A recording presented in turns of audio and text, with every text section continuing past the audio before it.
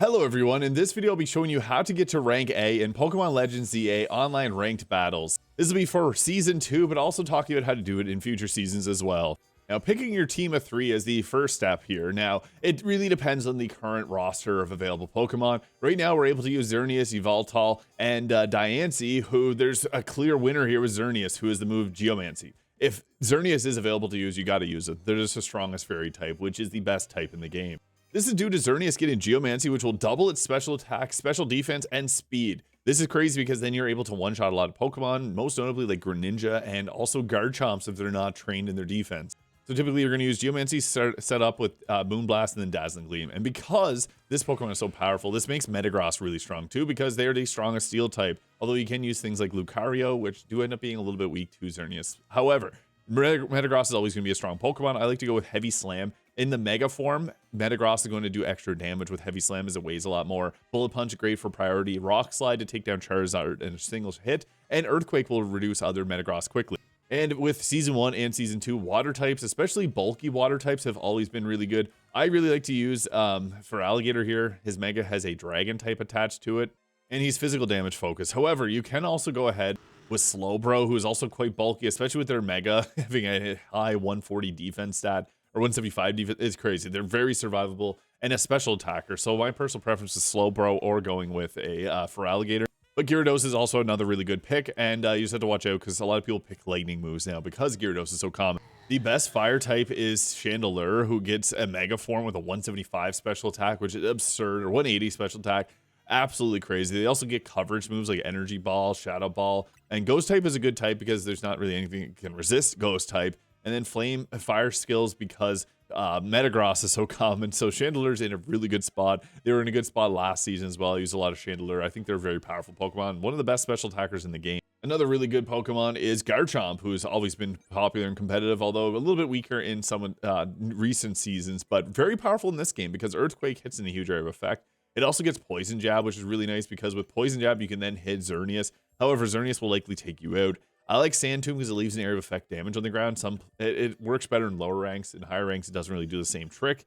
Dig is also a nice move because you can use this to hide away from enemies. If you time this well, you can get away from enemies, similar to Fly, also being a really good one. And also has Dragon Claw, which is a consistent move, or Outrage if you want to go with that. Garchomp's just got really great moves. But if you want to go with a flying type, instead, we got Dragonite here, who's also extremely powerful. They get extreme speed, which means some attack really quickly. This isn't a huge benefit in the online competitive play, but Dragonite is a fun one. Although we'll get one-shot by ice moves, similar to Garchomp. Like Garchomp will get one-shot by ice moves, so will Salamence, so will Dragonite, but they're some of the best choices. Salamence does have a little bit lesser move pool than Dragonite, so it's your personal preference. Now, another one you'll see often is Delphox, another really good Pokemon, focus on fire damage and special attacker, but I found Chandelure to be a little stronger. Glaceon also being a very strong Pokemon with a high special attack stat, and ice types being so good due to being able to one-shot ourselves Garchomps. Gardevoir will always be a really good pick too because of their high special attack stat, and they can also get some moves that like Draining Kiss, which will give them health back. I also gotta admit that Starmie is in a really good spot too. Water types in general are just in a really good position, so this one can work too. But honestly, if there's any type of Pokemon that you want to work with, like Jolteon, you name it, you can fit them onto your team. You're just going to have some compromises somewhere for that. I really like to run with Xerneas, Metagross, and then I swap out for Alligator, for Chandelure, whatever. I think that these two are mainstays, and even Garchomp I found success with, but this is my favorite team. Now, I'm just going to mention for those that don't know, go to the Justice Dojo here to be able to upgrade your IVs. When you first run in, you're going to run over to the right-hand side, and there's Hyper Training here. It'll use Bottle Caps and Golden Bottle Caps to boost up your Pokemon stat. And you just right-click your stick once you beat the game to see if the stats are Hyper Trained or what stats need to be improved. Also, briefly mention, I do have a video on EV training, but you go to the Rust Syndicate office and you can respec your Pokemon, get rid of all of their EVs. It costs 5 Mega Shards. You go into the front door and turn right. And then, I guess, to briefly mention some of the best farming locations for EVs, if you're training health, Kangaskhan here, as well as the Clefairies, will give you the health, and Audino will give you HP EVs. Zone 8, the Gibbles, the Drillburs, the Machops, and the Sandiles, and everything here but Numel and Camerupt will give you attack EVs. And for special attack EVs, it's best to just go here and fight all the Pyroars together. Use Earthquake, you can take them all out really quickly. Or really Surf was another good choice to remove them all fast. But I do have a dedicated video on EV and IV training. Now, getting into some fights, the first thing you should do if you're using Xerneas is set up. Geomancy is really good, but if you're using something else that has like Sword Stance, for example, Garchomp there has Sword Stance.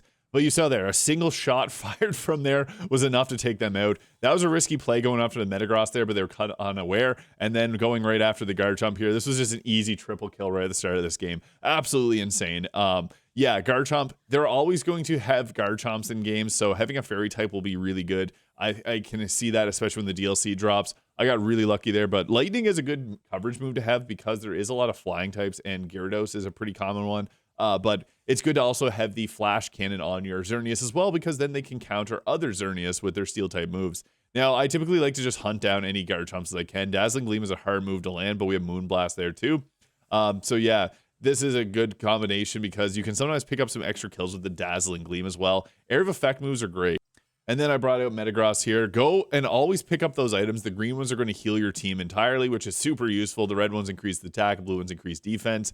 I like to have at least one cover or one quick attack move here, like Bullet Punch for Pokemon that are running away. Unfortunately, this Pokemon ran away, but I was able to drop Earthquake because I predicted the swap there. But yeah, anytime that you got your Pokemon out, always go after whatever you counter hard. Like this unfortunate Xerneas there trying to set up Geomancy when we have Metagross running around. And yeah, someone ended up leaving this game because it was just absolute, like, we just watched them. And you'd be surprised how many people don't pick up the power-ups. When you get to higher ranks, you're going to see people running for them. Always be looking for them. It's kind of the trick. Especially if there's no enemies around, you can always just go run around. I got both the defense and the attack buff there, so I was able to withstand an attack from Metagross. And then I sent off a Dazzling Gleam, and it took out the Garchomp that just ran over there. But don't be afraid to swap, though. If you're in a position where you're likely going to get one shot, always be swapping. And that was an easy win there.